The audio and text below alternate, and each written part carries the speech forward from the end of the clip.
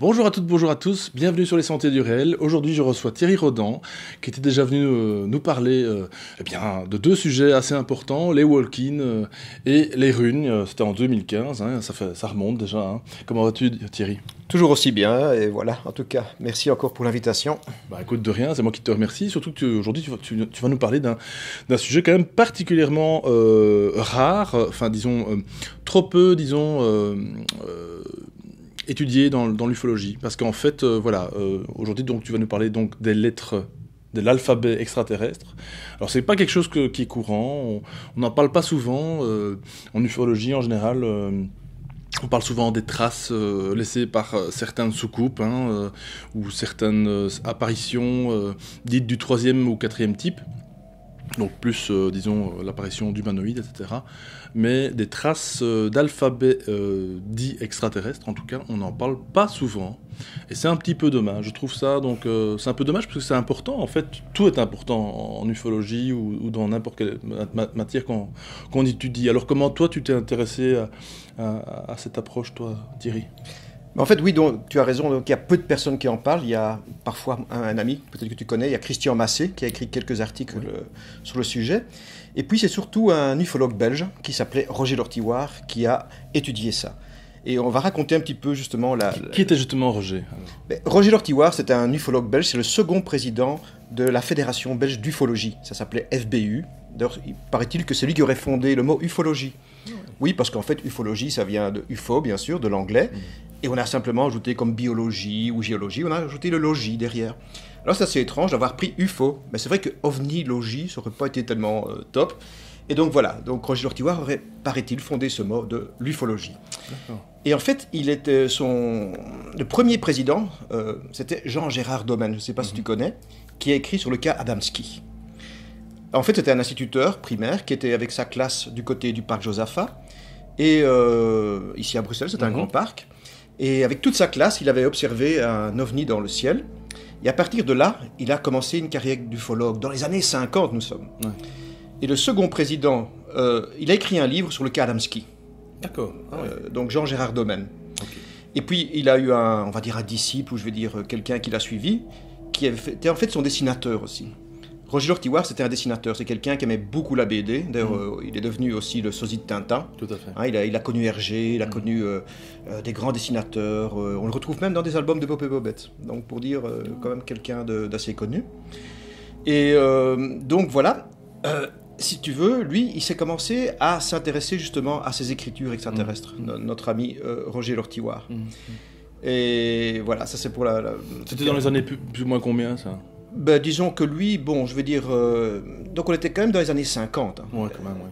Et puis, si tu veux, c'est la Fédération belge d'ufologie qui a même donné naissance à la SOBEPS, qui est très connue. Hein. Je crois que là, tous les auditeurs connaissent bien la SOBEPS. Avec la fameuse vague de 89, 90. Oui, et Roger a écrit quand même, je dirais bien, une bonne dizaine de livres sur l'ufologie.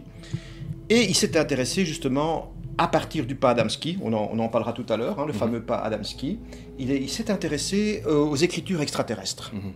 Et c'est un des rares. Il y en a un autre aussi que je voudrais citer, c'est Michael Eisenman, je ne sais pas si tu le connais, qui est un ufologue allemand. Et je ne sais pas si on peut partir un petit peu sur le début de l'histoire. Oui, vas-y, je t'en prie. Michael Eisenman avait vu, à un moment donné, je ne sais pas si vous vous rappelez de ça, il y avait la poutrelle de Roswell. Alors, ce que tu montres là, Thierry, pour ne pas aller trop vite... Donc ça fait partie donc, de la poutrelle de Roswell. C'est notamment cet alphabet-là qu'on a retrouvé donc, sur une partie qui a été trouvée dans le champ, hein, je pense, c'est ça ? Voilà, donc exactement. Ouais. Mais à bout d'un moment donné, il y a eu un film on a connu ça, la fameuse autopsie d'un extraterrestre. Ouais, ouais. En fait, ce film était composé de deux parties. Il y avait une première partie où on voyait dans une tente des militaires en train de montrer des poutrelles, exactement comme les poutrelles de Roswell. Et la deuxième partie, qui a été, c'est pas le sujet d'aujourd'hui, mais qui a été évidemment très controversée, avec Jacques Pradel. Voilà, c'est la partie, disons, de l'autopsie de l'extraterrestre, où, paraît-il, en tout cas, il y aurait un fake derrière, il y aurait une partie qui aurait été rejouée, parce qu'en fait, le film aurait été de trop mauvaise qualité, que pour être exploitable au niveau financier. Ouais. Alors, paraît-il, bon, je n'en sais rien, qu'il y aurait un véritable film, que certains spécialistes auraient vu, mais ils auraient redemandé, paraît-il, à des studios de rejouer les choses pour qu'on ait quelque chose de clair. De plus propre. Ouais. Mais il y a aussi une première partie où on voit des militaires, si tu veux, qui ont cette fameuse matière un petit peu flexible qu'on appelle la poutrelle de Roswell, que je remontre encore ici. Qui était fait dans un alliage, je pense d'ailleurs un petit peu à mémoire de forme, je pense. Ils avaient essayé de le tordre et puis en fait la poutrelle se remettait en place, quoi. Alors, ce qui est assez amusant, et c'est ça c'est qu'évidemment les gens sont partis et ont vu quelque chose évidemment les sceptiques, et ils ont lu, tout le monde peut le lire, ça ferait vidéo. Il y aurait un V, vous voyez. Et en fait, Michael Heselman, qui est un ufologue allemand, il s'est dit, en fait, les sceptiques, ils s'amusent bien, mais en fait, il faut retourner le tout et le lire dans le sens, si vous voulez, comme on lit toutes les grandes écritures, comme on lit l'hébreu, comme on lit l'arabe. Donc la plupart des écritures, en fait, se lisent, disons, dans le sens contraire du français. Tout à fait. Ça, c'est aussi une grande découverte qu'a découvert Roger Tiwar. Toutes les écritures extraterrestres doivent se lire comme de l'hébreu ou comme de l'arabe. On le verra tout à l'heure, ça aura une grande importance. Et en fait, si vous voulez, ce qu'a découvert Michael Heselman, c'est que cette écriture, si vous voulez, c'est une écriture que l'on connaît bien, qui est une écriture qu'on appelle proto-sinaïtique. Ok.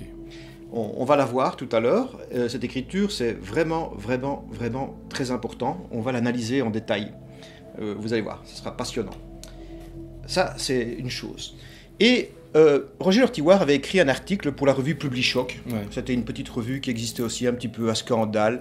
Et on demandait toujours, bon, parce que ça faisait bien, dans cette revue Publishock, il y avait toujours un article d'ufologie. Et souvent, c'était écrit par Roger Tiwar. Donc, il a écrit aussi pour la revue Publishock. Et il avait repris cette histoire de la poutrelle de Roswell. Il avait repris l'argument de Michael Heselman.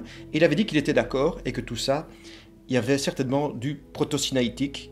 Donc, quelle écriture, si tu veux, avant l'écriture carrée des Hébreux. Hein. C'est une écriture très antique. Ah, donc, c'est vraiment ancien, effectivement. Oui, on en parlera tout à l'heure. Peut-être dans les runes, j'en avais déjà parlé. On va peut-être même revenir à ce qu'on appelle une écriture qui est primordiale, qui est très antique, et on va le voir qui pour moi est céleste. On va voir qu'il y a un lien avec les constellations tout à l'heure, ça va passionner je pense vos auditeurs. Il y a un grand lien avec les constellations, on va voir ça tout à l'heure. Donc c'est vraiment une écriture qui est céleste, qui est primordiale. Alors comment se fait-il que les extraterrestres emploient cette écriture ? On a peut-être un début de solution dans le livre de George Hunt Williamson, qui écrit Les Gîtes du Lion. Ce qu'il dit, c'est qu'en fait, les grandes civilisations, que ce soit l'Hyperborée, que ce soit la Lémurie ou les Atlantes, avaient des contacts, des échanges avec des civilisations qui venaient des étoiles. Donc, est-ce que nos écritures, comme j'avais parlé la fois passée dans les runes, est-ce que nos écritures ont été apportées par des extraterrestres, par une civilisation externe ? Moi, je pense que oui. On va essayer d'argumenter ça tout à l'heure. D'accord. Ça va pour l'instant, c'est pas trop difficile. Non, au contraire, je pense que... Donc, qu'est-ce qui s'est passé ? C'est qu'en fait, Roger Tiwar s'est dit, il faut collecter le maximum d'écritures extraterrestres. Et il en a pris plusieurs. Évidemment, il est parti d'abord, évidemment, sur l'empreinte, les fameuses 2 empreintes d'Adamski. On se rappelle l'histoire. Adamski prétend avoir rencontré dans un désert de Californie un extraterrestre qui s'appelait Orton. C'est ça. Donc c'était... voilà. Et qu'est-ce qui lui a passé par la tête à Adamski ? On n'en sait trop rien. Quand l'extraterrestre aurait marché dans le sable, pour en avoir une preuve, il aurait fait un moulage des empreintes, des semelles de chaussures de l'extraterrestre, donc qui s'appelait Orton. Bon, ça c'est l'histoire. Il avait quand même 2 témoins, d'ailleurs, je pense. Oui, donc effectivement, et il y avait un des 2 témoins serait ce fameux George Hunt Williamson. Ouais. Donc c'est très curieux.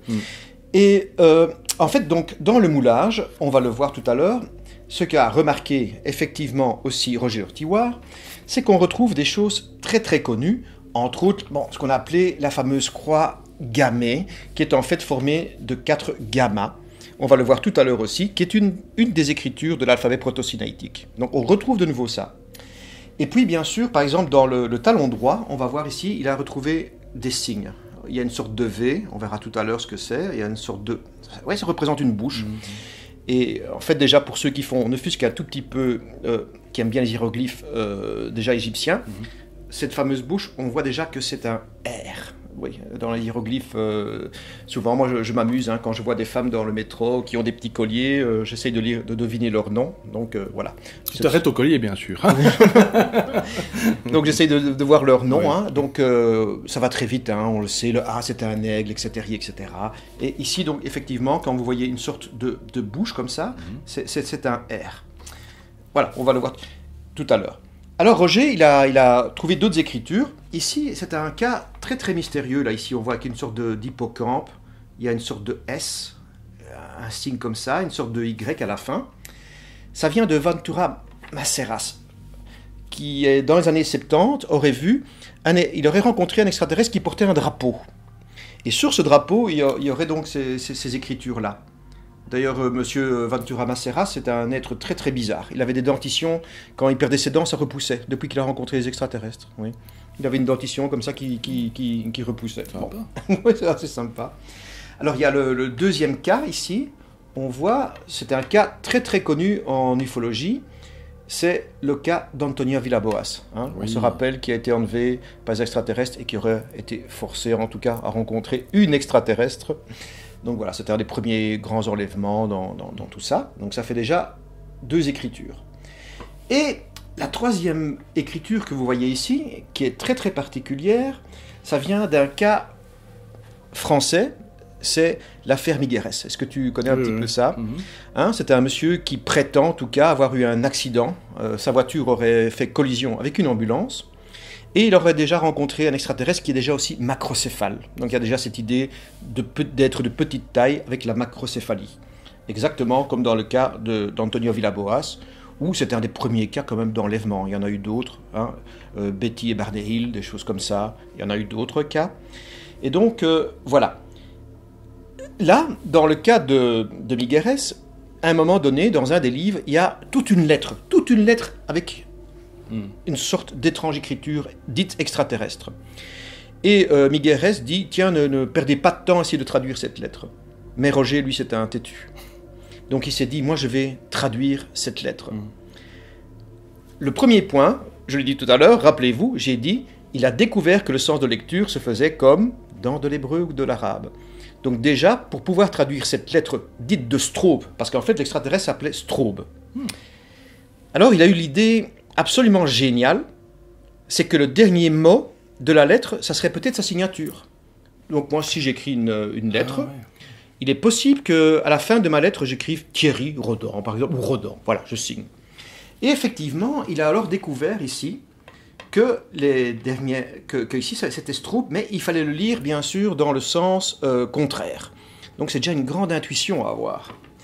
Donc, si tu veux, il y a la première lettre, ça serait un S, puis ça serait un T.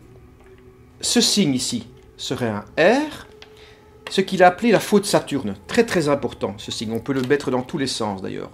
Il a appelé ça la faute de Saturne. Ce serait le O, et la dernière lettre serait un B. Donc voilà, ça serait Straube, le nom de l'extraterrestre. Il aurait signé sa lettre. À partir de là, un grand travail quand même, presque de scouts, il a dû retranscrire tous les S, tous les T, tous les R, tous les O et tous les B dans la lettre.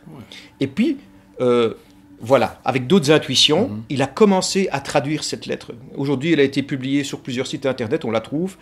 C'est Roger Lortiwar, dans son livre, il a traduit la lettre de Straube. Donc c'est assez étonnant. C'était faisable. Or, voilà, il y a beaucoup de gens qui s'étaient penchés dessus, mais ils n'avaient jamais trouvé. Un Jean Paullion avant l'heure, quoi. Oui, tout à fait. C'était très très compliqué. Alors évidemment, ce qu'il a remarqué, c'est que vous le voyez ici, par exemple, cette fameuse faux de Saturne que j'appelle ici, on la retrouvait exactement dans le cas d'Antonio Villaboas. C'est ce signe ici, que l'on voit en finale. Donc déjà, des signes communs. Bon, ici, ce signe-là, qui est un R, on le retrouve aussi dans le cas d'Antonio Villaboas. Ça fait déjà 2 graphies semblables. Ici, dans le cas de Ventura Maceras, on retrouve aussi une analogie. Donc entre ces écritures, il y a des analogies. Donc est-ce que ces personnes ne se connaissaient pas? Donc c'est un petit peu ça que se dit Roger. Ces personnes n'ont pas communiqué entre elles. Comment est-ce que tous pourraient inventer la même chose? Oui, c'est ça. Ouais. Donc lui, il s'est dit, il y a quand même quelque chose d'assez sérieux sur tout ça. Il y a quelque chose entre toutes ces écritures, il y a des signes communs. Et si je reprends ma poutrelle de Roswell, tout à l'heure on va le voir dans tout ça, tous ces signes, on va les retrouver dans les fameux alphabets du monde entier. Alors évidemment, comme je l'ai dit, Roger Lortiwar s'était beaucoup penché sur le cas Adamski. Et si je reprends de nouveau ici le fameux pied de la semelle d'Orton, on va de nouveau retrouver des graphies communes. Ici, vous voyez, on le retrouve là. Cette espèce de U, on le retrouve ici aussi. On le retrouve sur les deux, d'accord ? En plus, géographiquement, ça a été retrouvé, disons, dans deux endroits différents, hein, c'est bien ça. Donc oui, là, ici je crois que le cas de Ventura Maceras, c'est aussi en Amérique latine, mais je veux dire, ce n'est pas au Brésil comme dans le cas de, je crois que c'est en Argentine. Ce n'est pas du tout comme le cas d'Antonia Villaboas qui était au Brésil, sauf erreur. Ce sera le même quartier. Pas du tout. La lettre de Stroop, on est en France. Ouais, en plus, ouais. Et tiens, pour la lettre de Stroop, on peut donner une révélation, c'est que quand j'étais au repas ufologique de Paris, j'ai eu la fille de M. Migueres. M. Migueres, en fin de vie, était assassiné. Il a dit qu'il avait reçu un implant au niveau de la tête, au niveau du cou, et il a été assassiné, on lui a tiré une balle exactement où il y aurait l'implant. Et sa fille, que je l'ai, après un repas ufologique où je parlais justement des écritures extraterrestres, est venue me trouver à Paris. Elle voulait absolument me rencontrer et elle m'a dit, écoutez, la lettre de Stroop, c'est moi qui l'ai écrite. Je lui ai dit, écoutez, dites-moi, est-ce que vous connaissez toutes ces histoires d'écriture extraterrestre? Est-ce que vous connaissez les runes? Est-ce que vous connaissez l'alphabet proto-sinaïtique? Elle m'a dit, je n'y connais rien du tout. J'ai écrit ça en état de transe. Elle m'a dit, c'est de l'écriture automatique. J'ai dû prendre un stylo, j'ai dû l'écrire la lettre de Stroop. Elle dit, c'est moi qui l'ai écrite. Parce que moi, j'ai cherché qui avait écrit cette lettre de Stroop. Est-ce que c'était Guy Tarade? Est-ce que c'était d'autres personnes? Parce que dans l'environnement, peut-être que c'était Jimmy Guilleux. Donc j'ai cherché dans l'environnement qui avait écrit cette lettre de Stroop. Je n'ai pas trouvé. Et elle m'a dit, écoutez, c'est moi qui l'ai écrit. J'étais en transe et je l'ai écrit. Je dis, est-ce que vous connaissez toutes ces théories sur les alphabets, sur la Kabbale? Elle m'a dit, je n'y connais rien du tout. Donc elle a été finalement un instrument, plutôt. Elle était un instrument, et donc c'est ça qui est étonnant. Elle me dit, j'ai écrit cette lettre en état quasi de transe. D'accord. Et donc le contenu, en fait aussi, on va le voir tout à l'heure. Parce que par exemple, ceci, c'est un... voilà, quand on le voit bien, c'est un delta. En grec, ça s'appelle... C'est Dalef, on le verra. Ça signifie une porte. On verra ça tout à l'heure quand on va analyser un petit peu l'alphabet des étoiles. Je crois que c'est... Mais il fallait absolument commencer, je pense, par ces écritures extraterrestres. Oui, tout à fait. Pour les montrer. Et alors, évidemment, ici, dans le cas d'Adamski, donc, que je montre ici, on voit qu'il y a vraiment des analogies. On retrouve cette espèce de U, on retrouve ceci, c'est un R, et comme je l'ai dit tout à l'heure, ceci, c'est aussi un R. Donc, on a deux R doublés les uns avec les autres. Ce qui fait que si on le lit, vous allez voir que ça va faire Ur. Ur, c'est la lumière. On le verra tout à l'heure. Ça veut dire la lumière. Tout à fait. Qu'on retrouve aussi dans les autres écritures. On va le voir tout à l'heure, c'est très passionnant. Voilà. Alors, ici ça risque... essayez de bien rester concentré parce qu'on va essayer d'avancer. N'hésite pas à m'interrompre aussi et à ce qu'on explore beaucoup de choses. Parce qu'on va le voir. La première chose que l'on peut dire, c'est, en fait, peu de gens savent que notre alphabet, en fait, a une origine, notre alphabet, A, B, C, D, E, F, comme ça. Eh bien, évidemment, ça vient alpha, bêta, gamma, etc., etc. Ça vient de l'alphabet grec. Mais l'alphabet grec dérive lui-même d'alphabets beaucoup plus antiques. Aleph, Bet, Dalef, Gimel, tout ça, c'est ce qu'on appelle l'alphabet hébreu ou proto-sinaïtique, qui a été employé entre autres pour écrire la Bible. Donc les toutes premières Bibles ont été écrites en proto-sinaïtique, et puis c'est devenu ce qu'on appelle un hébreu plus carré, comme on voit sur les lettres des tarots et tout ça, c'est un hébreu qui est carré. Mais donc les anciennes graphies, je vais vous les montrer. Ici par exemple, ce que beaucoup de personnes ignorent, c'est que le A, en fait, c'était une tête de taureau. Vous voyez ? Si je retourne les choses comme ceci, on voit bien que notre A, c'est une tête de taureau. Alors on peut se poser la question de savoir pourquoi est-ce qu'on commence par le taureau. Alors je pense que plusieurs de tes invités ont déjà parlé, il y a ce qu'on appelle des grands cycles. Oui. En fait, il y a une période qu'on a appelée l'âge d'or. À l'âge d'or a succédé l'âge d'argent, puis l'âge de cuivre, et maintenant nous sommes dans l'âge de fer. Donc on retrouve ça dans les traditions hindoues, on retrouve ça dans la tradition grecque, on retrouve ça dans beaucoup de traditions. Il y a, si vous voulez, les métaux deviennent de plus en plus vils. Donc on parle de l'âge d'or, et maintenant nous sommes dans ce qu'on appelle l'âge sombre, ou de fer. On appelle ça aussi le Kali Yuga en Inde. Et si vous voulez, si on prend le cercle zodiacal, on a les 12 signes. Et le quart de ça, on n'a plus que 3 signes. Ah. Donc les 3 derniers signes Voilà. sont justement le taureau, Oui. suivi du bélier et l'âge des poissons. Hein, je crois que plusieurs de tes invités ont déjà parlé de ça. Et évidemment, il y a par exemple les poissons, c'est lié au christianisme, etc., les pêcheurs, etc. Donc voilà. Chaque cycle fait à peu près 2160 années, hein, on le sait. Donc 6480 années représentent le Kali Yuga. Donc, on commence, notre alphabet de notre civilisation commence par le A, parce que c'est l'âge du taureau, qui sera suivi par l'âge du bélier, puis l'âge des poissons. Et on le sait, on est en plein changement de cycle, où on a déjà amorcé, on va rentrer dans l'âge du Verseau. Hein. Ça, je pense que beaucoup de tes invités ont dit ça. Donc, on va arriver dans une nouvelle ère, bien sûr, où nous sommes en train de passer d'une ancienne ère à une nouvelle ère. Le christianisme va laisser place aussi à d'autres tendances religieuses, de nouvelles spiritualités vont naître. Voilà. Donc, notre alphabet commence, effectivement, nous verrons tout à l'heure aussi qu'il y a un lien avec les 12 signes du zodiaque. On va en parler.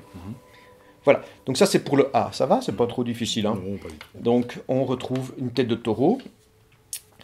Ici j'avais déjà parlé, donc on a le B qui est bête, qui est souvent l'idée d'un sanctuaire en fait, on le verra aussi. Hein? Quand j'avais parlé des runes, ça représente aussi la rune, c'était le fameux bouleau, hein? On le trouvait aussi, c'était Béorc dans les runes. Donc il y a effectivement des analogies, je l'avais dit dans la petite vidéo, regardez là sur les runes, qu'il y a une analogie les différents alphabets du monde, on dirait qu'il y a eu un alphabet mère. Après, ils se sont diversifiés, bien sûr. Mais je veux dire, il y a quand même parfois des graphies qui sont communes. Une racine, quoi. Il y a des sortes de racines. Après, bien sûr, ça s'est diversifié. Hein. Ça, c'est comme tout, ça se mute, ça change, ça se transmute.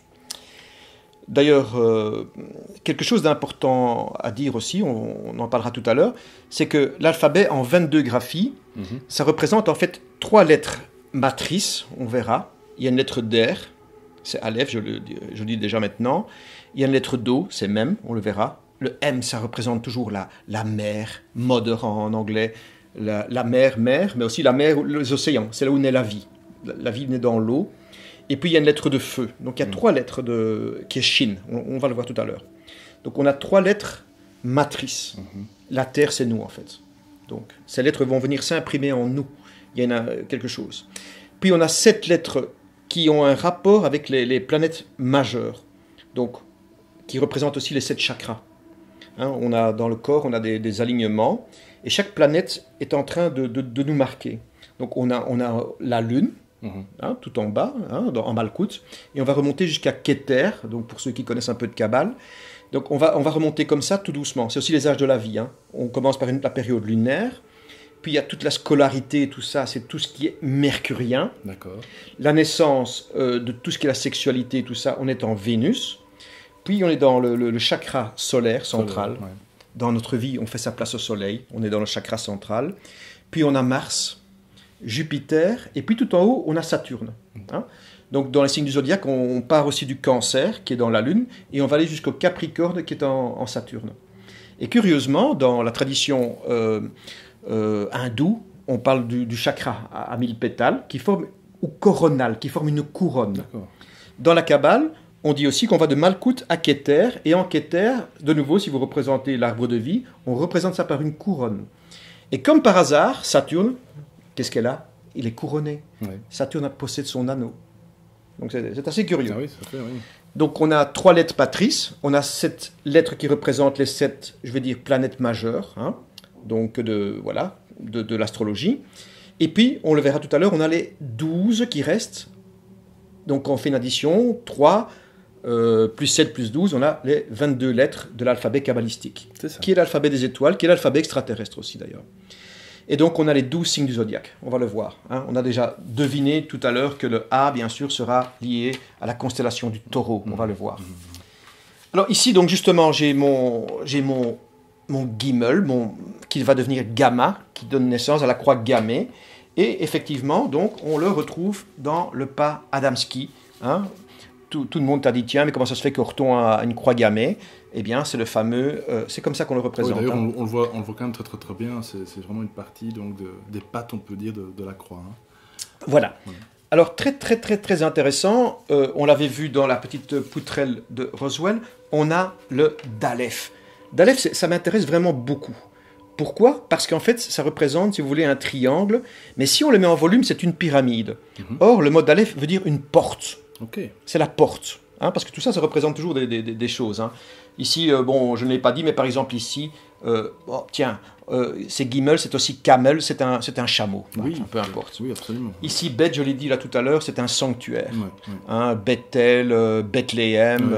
J'avais même dit avec la vidéo des runes, si les auditeurs l'ont vu, que ça ressemblait à une femme de profil, une femme enceinte. En fait. Oui, hein, et puis après, bon, si on prend les cartes du tarot, à ce moment-là, on est dans le sanctuaire, hein, on est dans la papesse qui garde le sanctuaire. Absolument. Oui, parce qu'évidemment, les tarots, après, ont repris exactement tous ces symboles, bien sûr, en les élaborant.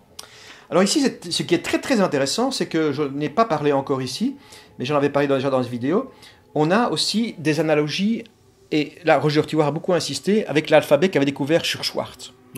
Schurschwart avait été avec un certain Niven du côté du Mexique, et ils avaient retrouvé des pierres avec un alphabet. Et cet alphabet, eh bien, il ressemble de nouveau, c'est assez étrange. Et le D est une pyramide à étages. C'est assez curieux, hein, dans l'alphabet de Schurschwart. Et bien sûr, c'est devenu un Dalef, ou une porte, ça veut dire la porte, Dalef. Et ça représente, si vous voulez, une pyramide ou un triangle qui est un passage.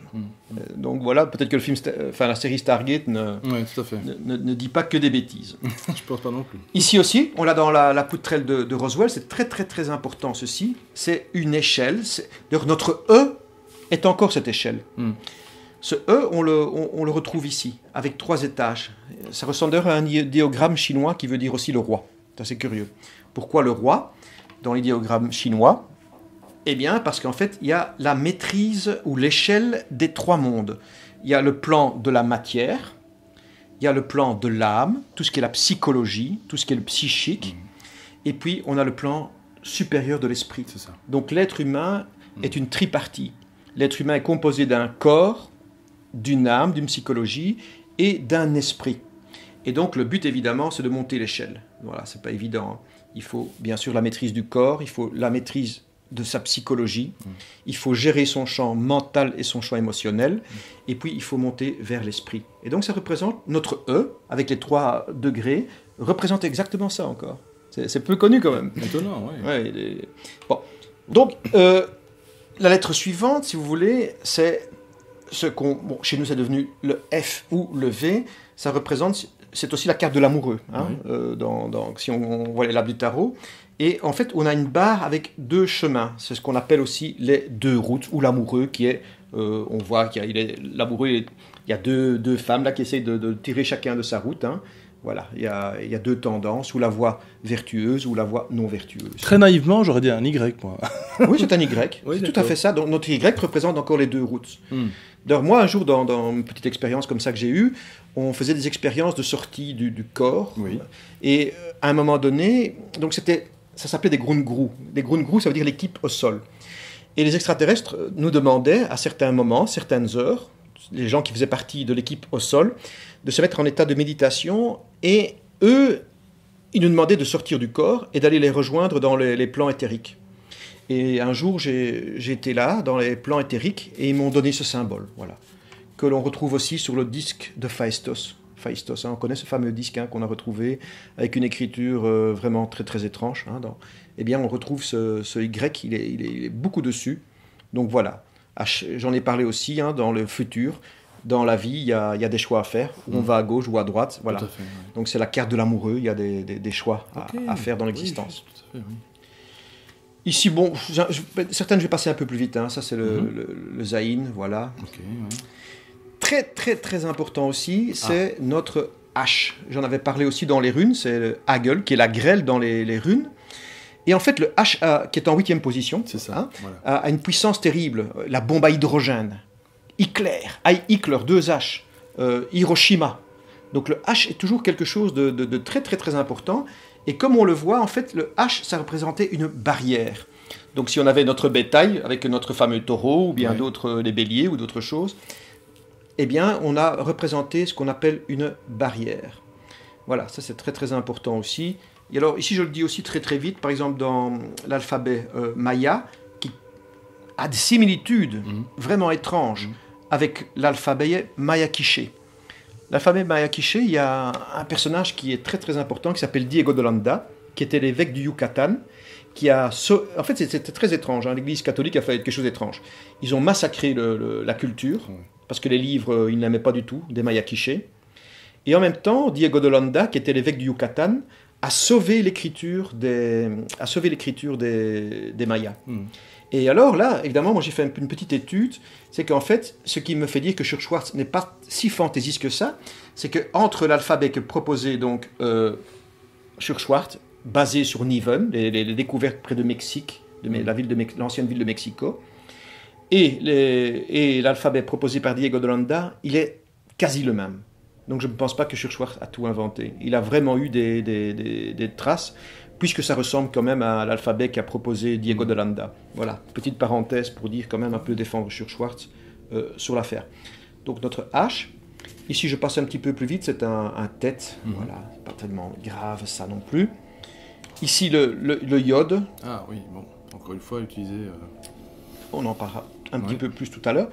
Très important aussi, dans les runes, c'est le Ken, c'est le Kaf.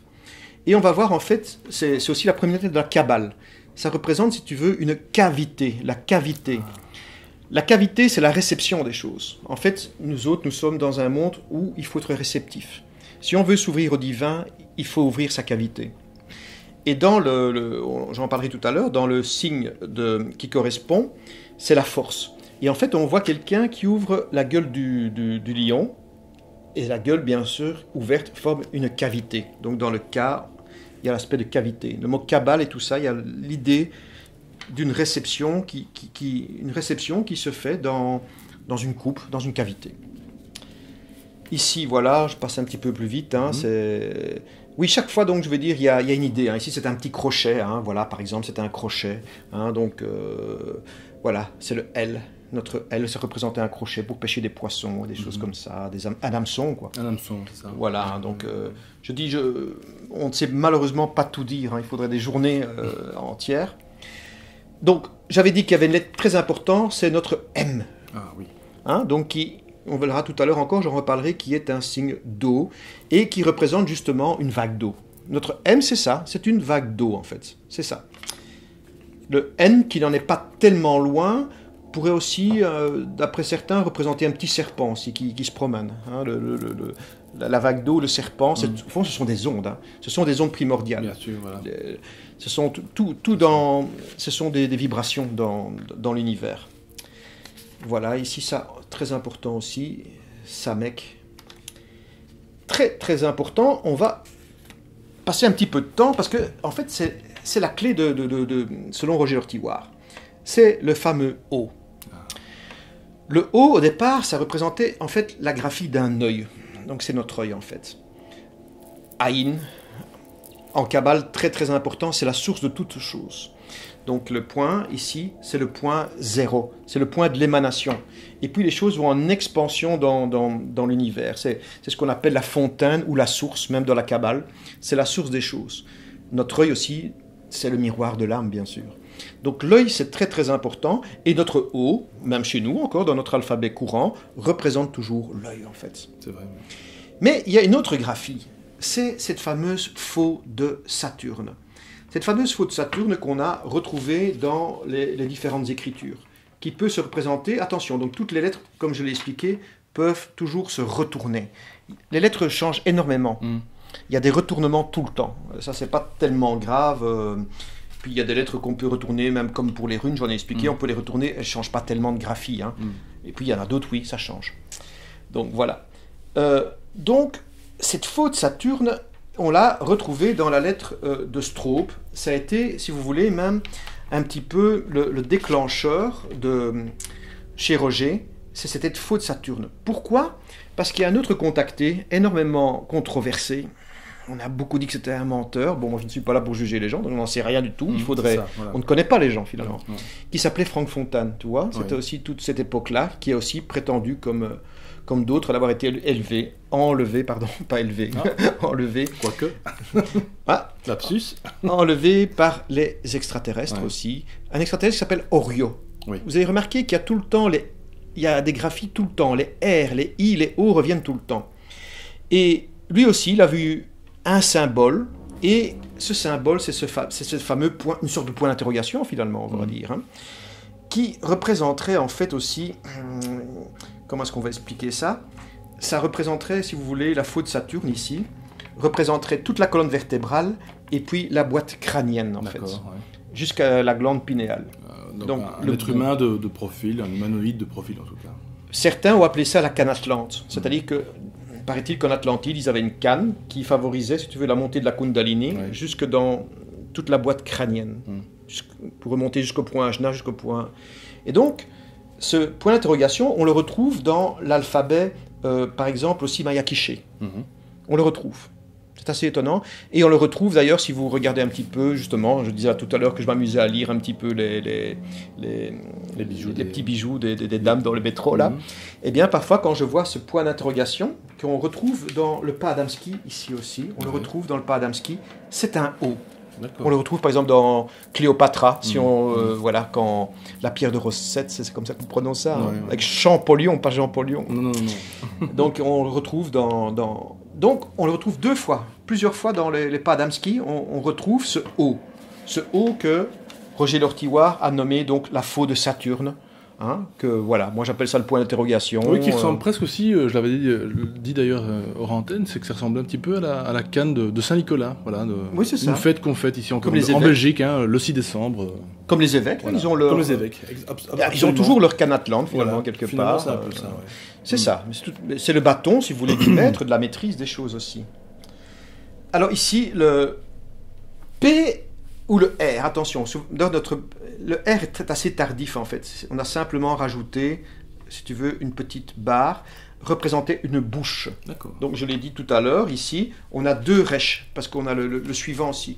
Voilà, l'un derrière l'autre. Et je l'ai dit dans tous les signes des alphabets extraterrestres, dans Strope, le R, on le retrouve ici, et bien sûr, on le retrouve un petit peu partout. Donc c'est assez curieux. Ici, notre K, eh bien, on le voit encore, ça veut dire aussi un singe, hein, pour ceux qui s'intéressent, mais bon, c'est aussi une tête de singe ou une tête d'homme. On a encore la tête avec le cou. Oui, le K, ça forme encore un petit coup. C'est assez... Le R, c'est aussi important, c'est souvent le commencement des choses. Voilà. On dit souvent, d'ailleurs, après une bonne soirée, le matin, j'ai la tête dans le... Bon, enfin, on va arrêter. Très, très important, la lettre de feu que j'ai dit tout à l'heure, qui est le Shin, quand je le retourne comme ça, en fait, c'est la moitié d'un chandelier, hein, où on pourrait mettre les flammes sur les trois parties. Et si j'accole deux Shin ensemble, on retrouve le fameux chandelier à cette branche à ce moment-là. Alors. Donc le Shin, c'est le feu. Donc j'avais dit, hein, Aleph, c'est l'air, Mem, c'est l'eau, et le Shin, c'est le feu. C'est les trois lettres matrices en Kabbale. Puis on termine par ce qu'on appelle le Tav ou le To, qui est en fait une signature. Voilà. Donc j'ai dit, hein, donc c'est la signature, on a le chandelier, on a la tête, on a le cou. Ça, voilà, ici, une bouche, hein, oui, donc je l'avais dit, la bouche, les yeux et tout ça. Voilà. Donc ce sont des symboles qui peuvent paraître à la limite très simples, des vagues d'eau, etc., mais qui sont quand même complexes. On va le voir. Parce qu'en fait, comme je l'ai dit, c'est lié aux constellations du zodiaque.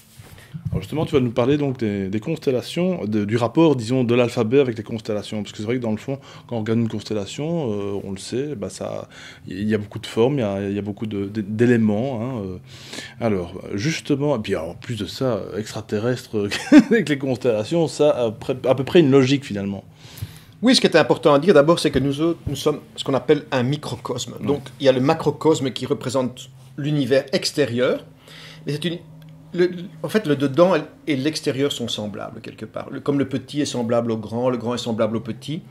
Donc finalement, tout cet univers, on l'a aussi en nous. Et c'est important, pour moi c'est important, parce qu'il y a des gens qui travaillent beaucoup avec justement l'alphabet extraterrestre pour faire une activation intérieure, faire une sorte d'initiation pour réactiver en fait tout notre potentiel céleste en nous. D'accord. Donc voilà, c'est vraiment ça que je vais essayer de parler un petit peu.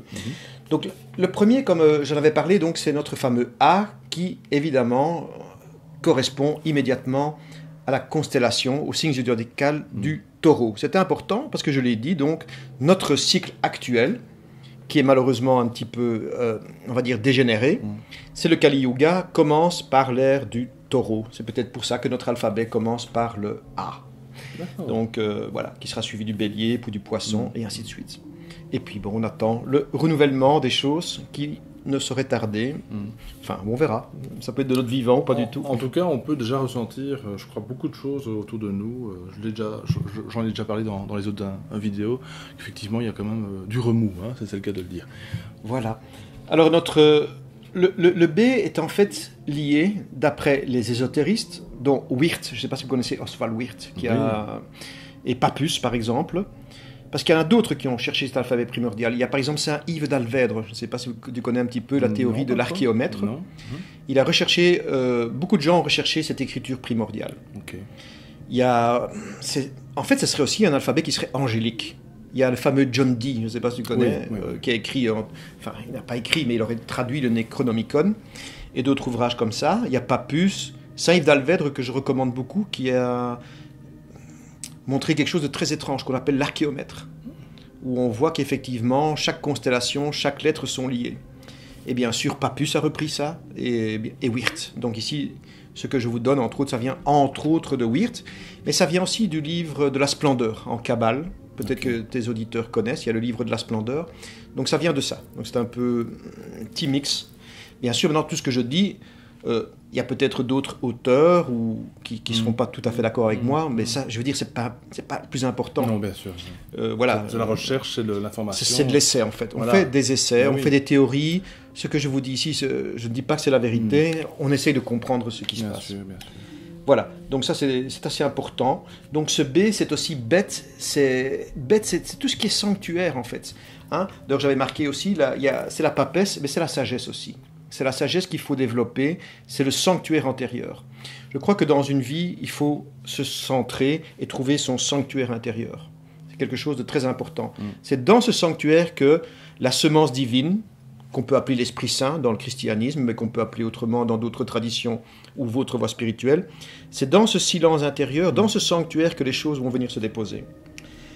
Alors, et c'est pour ça d'ailleurs que je t'interromps, que souvent d'ailleurs je dis souvent que la vérité finalement elle se trouve là, hein. Faut pas chercher plus loin, elle est en vous, alors c'est très individuel naturellement, mais quand on cherche bien, quand on écoute finalement cet espace intérieur qu'on a en nous, finalement ce côté divin, je pense qu'on peut arriver à avoir quelques réponses quand même existentielles. Voilà, je te laisse la parole. La troisième, bon, on va en voir 22 évidemment. Hein. Ouais. Donc ici, la troisième, c'est assez important aussi, c'est la constellation de la Vierge qui correspond actuellement dans notre tarot à l'impératrice évidemment. Hein. Donc c'est l'impératrice et c'est bien sûr la constellation de la Vierge à ce moment-là. Et alors pour ceux qui aiment bien, voilà, si on fait un tout petit rapport très rapide avec les extraterrestres, c'est de ce côté-là que viendraient les humites. Bon, c'est assez curieux. Okay. Mais... je ne savais pas. Donc oui. D'ailleurs, ce serait le signe des humites, si tu le regardes un petit peu, est assez lié au signe astrologique des poissons. On va voir tout à l'heure le dessin, on le verra. C'est pas sans rapport peut-être. Mais eux, ils disent que, voilà, que si on pointe du côté de la constellation de la Vierge, on les trouverait. Non, c'est rien si c'est allégorique ou si c'est réel. D'ailleurs, avec peut-être que tu vas en parler tout de suite, Thierry, j'avais aperçu sur la devanture d'un snack... était turc, je pense, ou vous me reprendrez, hein, parce que je ne suis pas certain. Je pense que c'était même berbère, en fait. Il y avait carrément même, en fait, le Z berbère. J'étais même rentré dans le snack pour savoir que voulait dire finalement ce signe, qui ressemble un petit peu à celui des humites. Et eux, c'est leur Z en langage berbère. Je ne sais pas, peut-être que je me trompe. Oui, mais il est même possible que tout ça vienne de l'Atlantide. Donc, voilà. Et donc, en fait, le signe, si tu veux, on a la verticalité du signe humide, hein.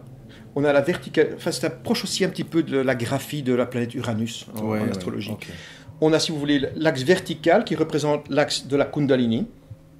D'ailleurs, il y a, tiens, ça va intéresser vos auditeurs, il y a dans les yogas de Naropa, que j'avais parlé dans ma toute première vidéo, il y a 6 grands yogas de Naropa, et il y a un des yogas qui s'appelle Tumo. Et la Tumo, c'est la gestion de la Kundalini, pour avoir ce qu'on appelle la chaleur intérieure. Donc les moines tibétains, par exemple, peuvent se mettre dans la neige et résister aux grandes températures négatives, les grands froids. Ils peuvent résister à ça. Ils peuvent même faire fondre la Ils neige. font fondre la neige autour d'eux, en cercle. Et donc, ils ont la maîtrise de la Kundalini ou de l'énergie intérieure. Et cette technique s'appelle le Tumo. Curieux quand même. Vous enlevez le T, on a Humo. Bah oui, voilà. Et donc, et justement, un des symboles aussi, justement, dans le bouddhisme et dans l'hindouisme et même dans le taoïsme, c'est ce symbole que l'on retrouve, si vous voulez, qui est l'axe. Le symbole chinois pour l'homme est très très proche du signe aussi du signe soi-disant des Humites. Donc, voilà. Donc on a l'axe, et puis les deux barres sur le côté, si tu veux, représentent les deux comment est-ce qu'on appelle ça, les canaux extérieurs, masculins et féminins, que nous en général on représente entrecroisés. Là on les représente simplement sur le bord. Ce sont ces canaux qui vont monter dans l'activation des chakras. Voilà, à ne jamais faire seul, bien sûr, à toujours faire accompagné d'un maître. Donc, ça représente ça, en fait, en gros, le signe des Humites. Oui. Ça représente la... Donc, ils ont quand même un principe, finalement, qu'on retrouve ici, sur Terre, quoi. C'est-à-dire qu'il y a beaucoup de personnes qui se posent beaucoup de questions sur le mystère Humo, mais là, il faudrait faire une vidéo rien que là-dessus.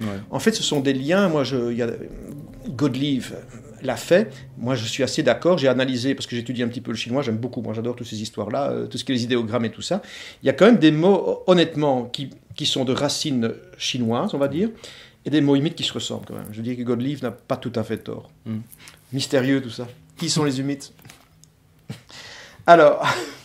Ici, on a ce fameux triangle, donc le Dalef, qui est la porte aussi. Ça représente une porte. Voilà. Et comme par hasard, ce sont les pyramides. Alors, est-ce que les pyramides étaient des portes vers un ailleurs? On peut se poser la question. Puis, on a notre E, qui est assez curieusement, d'ailleurs, notre E, quand on le fait encore, je veux dire, en alphabet, qu'on appelle ça, quand on écrit l'alphabet, qui n'est pas les majuscules, qui est... En minuscule. Bon, quand on écrit un E, ça reste encore curieusement la tête d'un bélier. Quand je le retourne, voilà. Juste, ça reste assez curieusement, voilà. Donc, et j'avais dit tout à l'heure, je l'ai mis en tout petit ici, ça représentait donc le E avec les 3 barres, représentait une échelle, le plan de la matière, le plan animique et le plan spirituel. Voilà, le triptyque, Et alors une petite remarque, c'est qu'il y a malheureusement beaucoup de gens de nos jours qui confondent en fait l'animique et le spirituel. C'est très très... Il y a certains dangers aussi. Oui. Tu veux en jeter deux mots peut-être? Non, mais je l'ai déjà... Simplement, c'est que je vous dis que le domaine de l'animique est un domaine qui peut, en tout cas s'il n'est pas chapeauté par le plan spirituel, qui peut amener à beaucoup de dérangements. En fait. C'est ça, voilà. Donc voilà, c'est pour ça que je dis les gens qui s'occupent beaucoup de tout ce qui est la voyance, les maisons hantées, tout ça, c'est très très bien, à condition d'être chapeauté par l'aspect spirituel. Sinon, il y a des grands pièges. On ne rentre pas dans l'inconnu. Je l'avais dit avec les pieds sales. Voilà. J'avais dit dans une vidéo, à la limite, mieux vaut rester sur le plan matériel. C'est ça. Et à ce moment-là, on ne risque pas grand-chose que de se perdre dans des domaines qu'on n'appelle même pas le surnaturel, qu'on appelle le préternaturel. Et où on peut devenir fou, d'ailleurs. Voilà. Ici, je n'avais parlé un petit peu, ça correspondrait au Sagittaire, voilà, ce serait le Sagittaire. Donc c'est la fameuse amoureux, c'est la fameuse 2 routes, ce qu'on appelle les 2 routes qui forment notre Y aussi quelque part un petit peu. Donc, c'est ça, voilà. Alors très très important, le chariot qui est le Z, c'est en fait la grande ours. Oui, bien donc sûr. Le chariot est lié vraiment à la grande ours. Donc c'est représenté par le Z, ça alors? Oui. C'est une correspondance au Z. Zaïn, je pense, dans l'alphabet hébreu. Okay.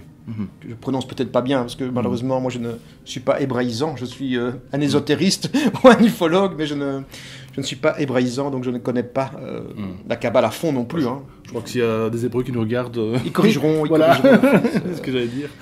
Alors ici, on a le H, en fait... C'est lié au signe de la balance. Assez curieusement, un H pourrait aussi représenter une balance. Et il y aurait les deux, justement. On a si tu veux, on a une horizontale et 2 verticales qui pourraient représenter aussi quelque part la balance. Donc c'est lié à ça. Voilà, ici je passe un petit peu plus vite. C'était le tête, TH, qu'on a un peu perdu ça, comme dans Théophile et tout ça. Et ça serait la constellation du Bouvier. Voilà. Alors ici... Moi j'aime bien parce que c'est mon signe, c'est le Capricorne, je suis Capricorne, qui est en 10e position. Et le chiffre 10, moi j'aime beaucoup parce qu'en fait le 10, c'est un code binaire. On a un 0 et 1. C'est ça. Et c'est aussi la roue. C'est la roue, exactement. Et donc le 0 représente cette fameuse roue qui est activée. Donc on a toujours, si vous voulez, l'existence et le néant. Et j'ai une fois parlé de ça, donc on a tout le temps une vibration qui passe. En fait, il n'y a pas d'existence et de néant, les deux cohabitent en fait.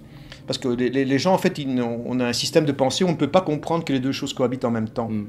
En fait, en mathématiques, il y a tout le temps un zéro mathématique, c'est pas pour ça que les choses n'existent pas. Donc les deux choses coexistent, il y a le néant et il y a l'existence. C'est coexistant.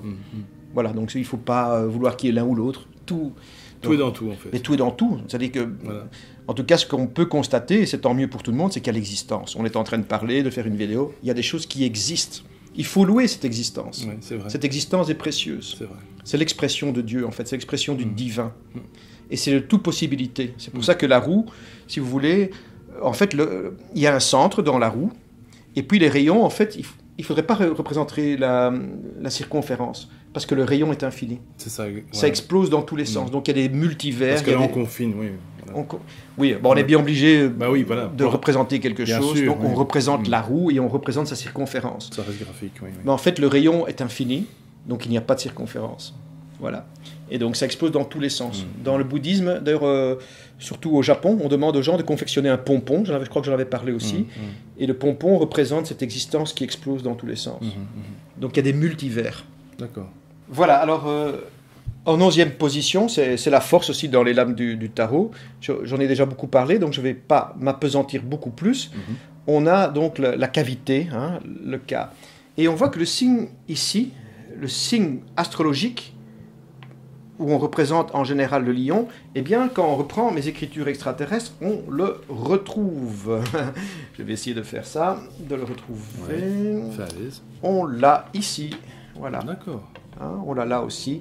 Et c'est dans les livres de Schurschwart, il le donne comme le blason de Mu. Et de nouveau, donc, c'est Ur. Ur, c'est la lumière, en fait, l'horizon. C'est là où se lève. On dit que Abraham venait du pays d'Ur et tout ça. Donc, Ur, Nur, c'est la lumière. Qu'on retrouve dans le mot amour. Entre autres. Ouais, non, mais c'est vrai. Et donc, je l'ai dit tout à l'heure, par exemple, Orton, c'est ça qui est assez curieux. C'est dans le pas.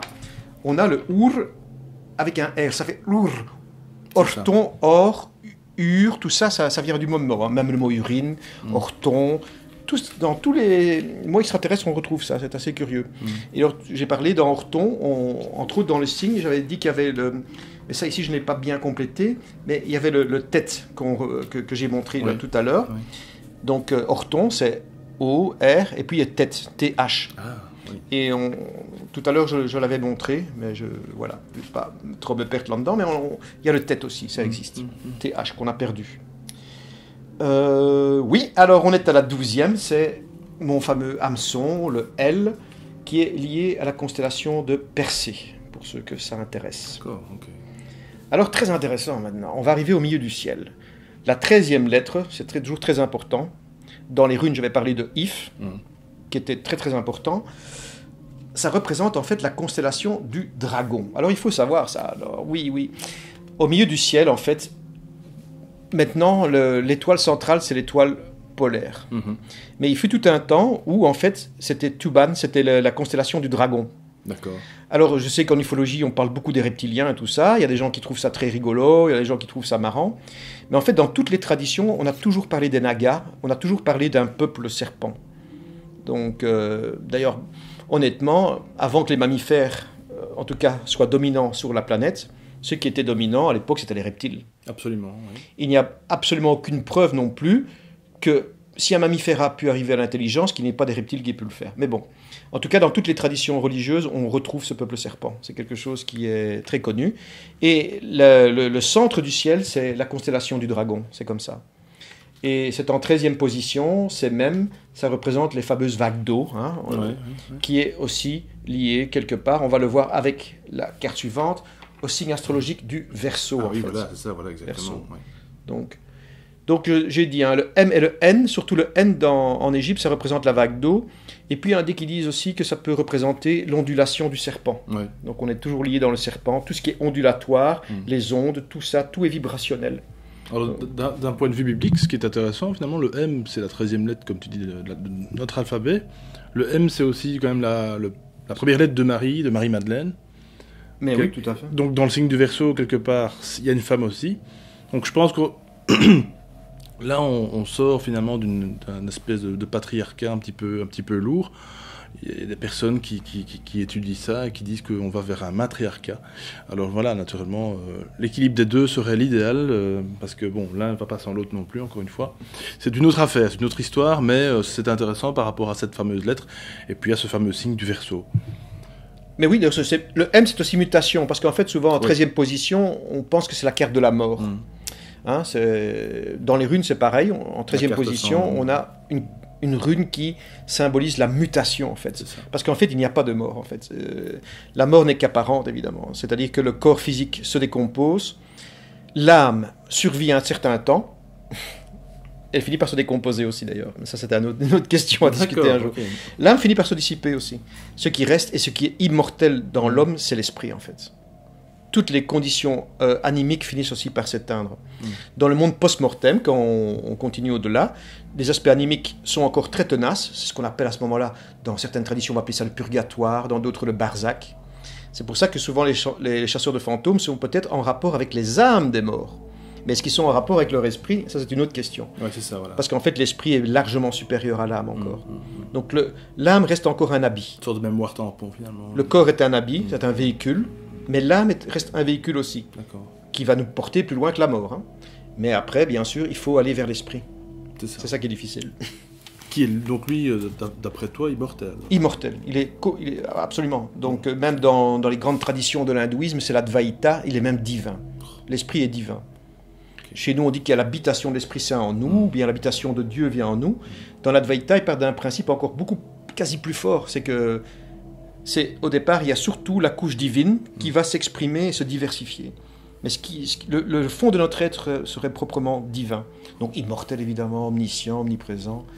Et donc voilà. Donc, il faut arriver à ce qu'on appelle la fine pointe de l'esprit qui touche le divin. Mais bon, ça c'est tout un exercice. Tout un programme, hein, monsieur Lem. On n'y est pas encore.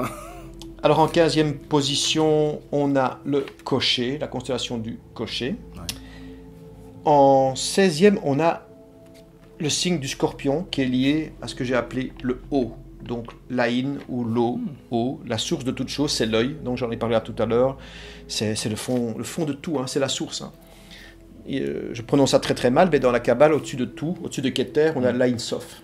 Donc qui est la source de tout, qui est le néant en fait. Mais c'est un néant qui n'est pas un néant, je ne peux pas expliquer ça. C'est comme le zéro mathématique en fait, il doit exister. Rien que de le dire, déjà, il existe. Voilà. S'il n'existait vraiment pas, on ne pourrait même pas le nommer, quoi, quelque part. Mais oui, mais c'est de lui que va arriver toutes les fameuses zéphirotes. Voilà. Donc, voilà, ça vient de là. C'est lui qui va donner naissance aux 3 zéphirotes supérieures et puis aux 7, jusqu'au monde où on est. Okay. Hein, on est dans Malkout, donc on est dans ce monde-là.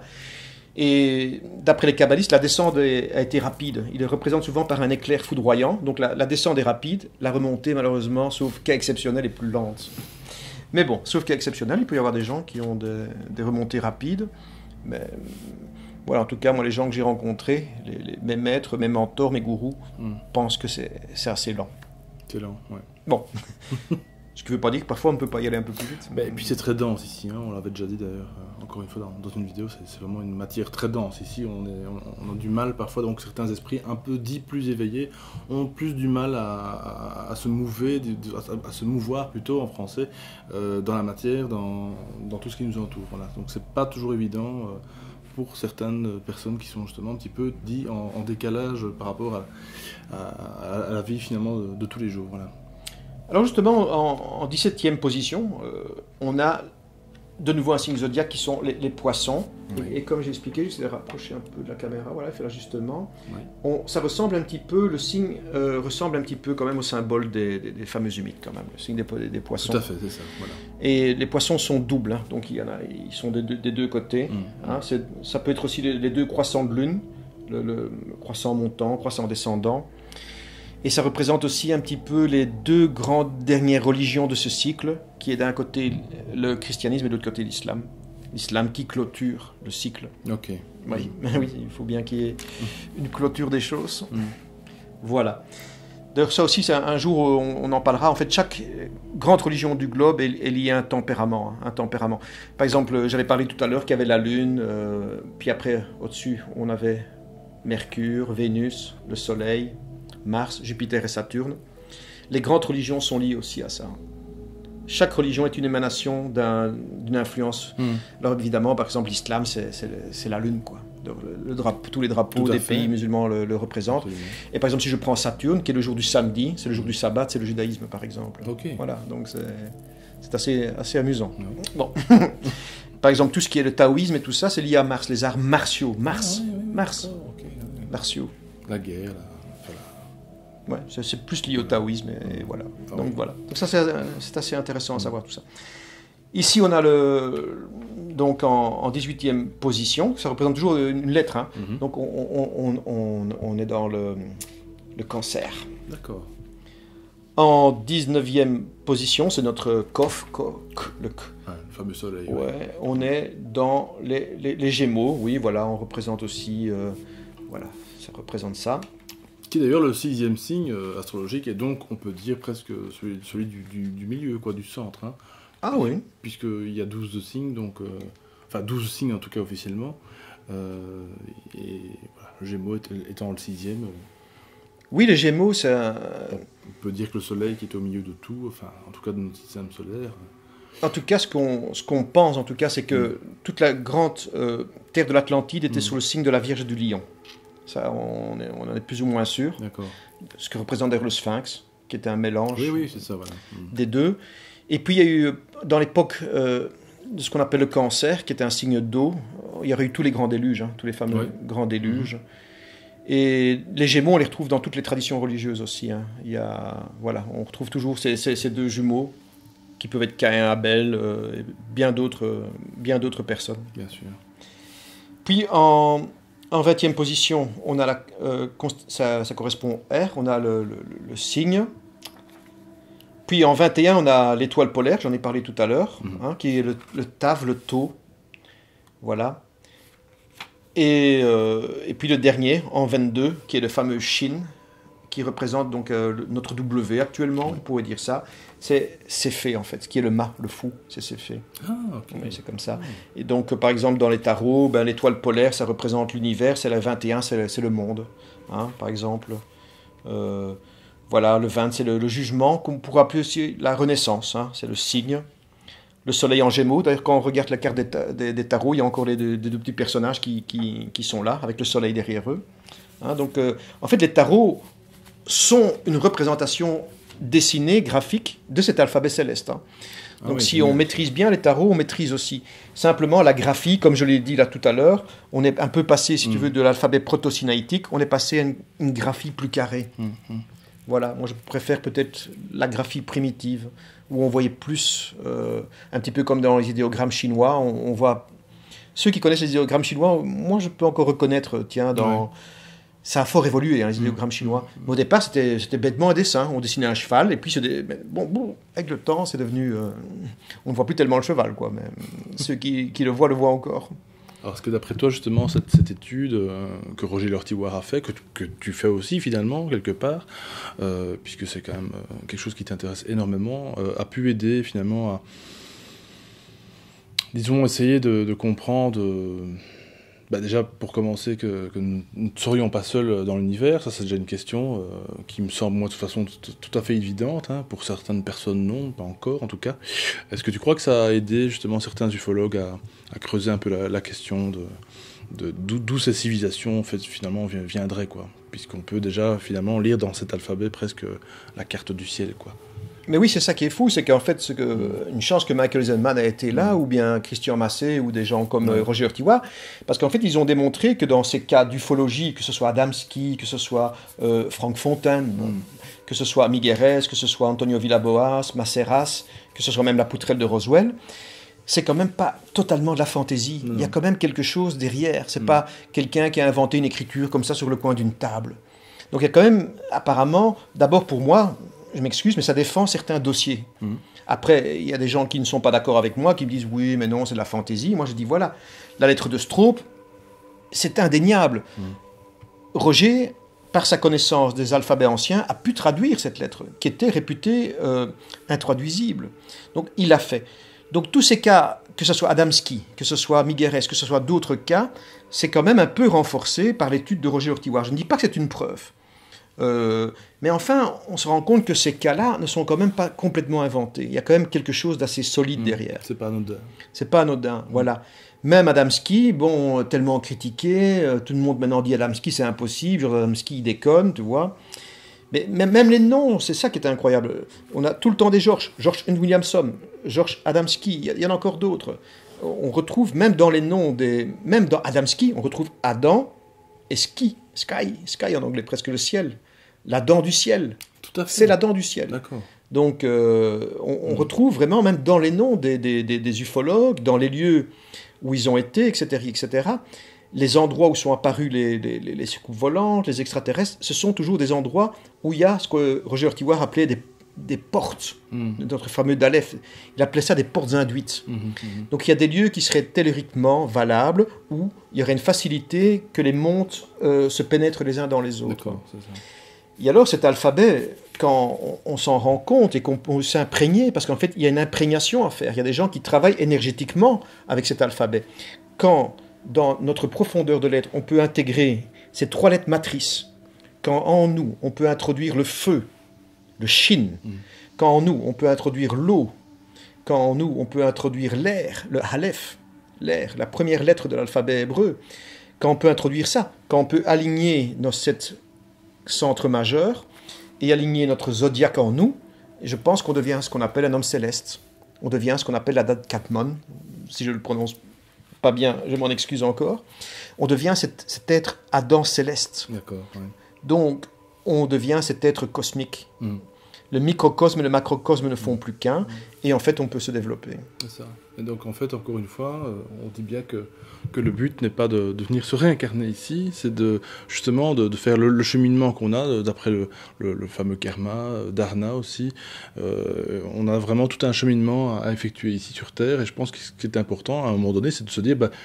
peut-être arrêter de se réincarner toujours dans cette matière, moins qu'on est vraiment accro à la Terre et à tout ce qu'on vit ici. Je pense quand même que encore une fois, je le dis bien, on est quand même encore une fois des êtres finalement spirituels venant faire une expérience matérielle. Voilà, donc c'est vraiment important. Oui, donc voilà, j'en profite pour donner un petit dernier message. Voilà, c'est qu'en fait, dans le bouddhisme, il y a l'octuple sentier se divise en 3, Alexis, et ça c'est assez complexe. Il faut bien écouter. La première partie, si tu veux, c'est l'éthique. Tant que les gens n'ont pas d'éthique, ils ne doivent pas se faire d'illusions. C'est-à-dire que si quelqu'un, dans sa vie, a fait énormément de mal, normalement, le principe des renaissances va s'appliquer. Tant qu'on n'a pas dépassé l'éthique, c'est le premier chemin d'octuple sentier. C'est par exemple dans ce qu'on appelle le petit véhicule dans le bouddhisme, on met beaucoup d'accent sur l'éthique. Et ce que font les gens, c'est tout simplement, ils visent la réincarnation, la renaissance, qui est plus correct d'ailleurs que le mot réincarnation. Ils visent la renaissance. Si tu veux, ils vont améliorer leur vie. Ils vont faire du bien autour d'eux, tout simplement pour que la prochaine existence soit plus bénéfique. La deuxième partie, c'est ce que j'ai dit, il y a le monde de l'âme, il faut le pacifier. C'est un monde qu'il faut pacifier son champ émotionnel et son champ mental. Quand on arrive à faire ça, normalement, on peut déjà reprendre des renaissances, mais en devenant par exemple un gourou ou un maître spirituel. Les gens qui ont ça, c'est déjà vraiment des gens, ce sont déjà ce qu'on appelle des bodhisattvas. C'est déjà énorme. Moi, je ne sais pas du tout si j'y arriverai un jour, c'est mon but en tout cas, il me reste les années à vivre, c'est d'arriver au moins jusque-là, quoi. Après, pour arriver vraiment à des stades très supérieurs, c'était vraiment un énorme travail. C'est-à-dire que pour arriver à ne plus reprendre naissance, et on peut le faire, il y a des techniques qui, en tout cas dans toutes les grandes traditions, où on peut même l'arriver dès cette vie, dès celle-ci. Mais ça demande un énorme... ça demande un gros travail. On peut accélérer les choses, en fait, les étapes, tu crois? À ce moment-là, donc, par exemple, le petit véhicule s'occupe à la voie éthique. La pacification mentale, c'est tout ce qu'on appelle le grand véhicule. Et puis, on a ce qu'on appelle dans le bouddhisme, on a le véhicule de diamant. Là, ce sont des voies rapides. Il y en a. On en trouve des voies comme ça au Japon, on en trouve des voies au Tibet, on en voit en Chine. Et même dans le christianisme, même dans l'islam, le soufisme, même dans le judaïsme, dans toute voie traditionnelle, je ne sais pas si j'en ai oublié, je m'en excuse, dans toutes les voies traditionnelles, on a des voies très rapides. Mais ça demande vraiment beaucoup d'efforts. Donc, en tout cas, si on peut déjà améliorer son éthique autour de soi, le monde ira déjà beaucoup mieux. Ah oui. C'est déjà ça qu'il faut faire. Après, si on peut pacifier son champ mental, parce que le mental est trompeur. Hein. L'ego, le mental et le champ émotionnel est trompeur. Si on peut déjà pacifier ça, on est déjà très très très loin. Et puis les états supérieurs, je n'en sais rien moi-même. C'est vraiment très difficile. Donc dire qu'on va arriver à l'esprit directement, il faut beaucoup d'efforts, je pense. Voilà, ça c'est un petit peu mon dernier message. Et je souhaite en tout cas à tout le monde d'arriver déjà à se pacifier. Oui, et à conscientiser qu'effectivement, voilà, il y a des choses autour de nous, il y a énormément d'études et de prise de conscience à faire déjà. Ça c'est déjà énorme, et je pense que si vous regardez justement cette chaîne, si vous regardez justement cette vidéo, là, dans votre fauteuil, ou que vous soyez, ou que vous nous écoutez dans la voiture, eh bien, je pense que vous avez déjà, pour ma part, en tout cas, ça c'est mon message, déjà fait un sacré pas en tout cas. Donc voilà, je voulais vraiment vous remercier, puis Thierry, encore une fois, comme d'habitude, tu es toujours le bienvenu, tu fais toujours d'excellentes interviews, avec des sujets vraiment, voilà, dont on parle vraiment trop peu, je trouve, en ufologie ou en ésotérisme en tout cas. En tout cas, merci beaucoup Thierry, bonne continuation à toi, et puis à la toute prochaine. Chers auditeurs, n'oubliez pas de vous abonner, c'est gratuit sur YouTube. Comme vous le savez, vous pouvez aussi me rejoindre sur Facebook, Twitter. J'ai également, je n'en parle pas souvent, mais voilà. J'ai un réseau Twitter aussi, donc voilà.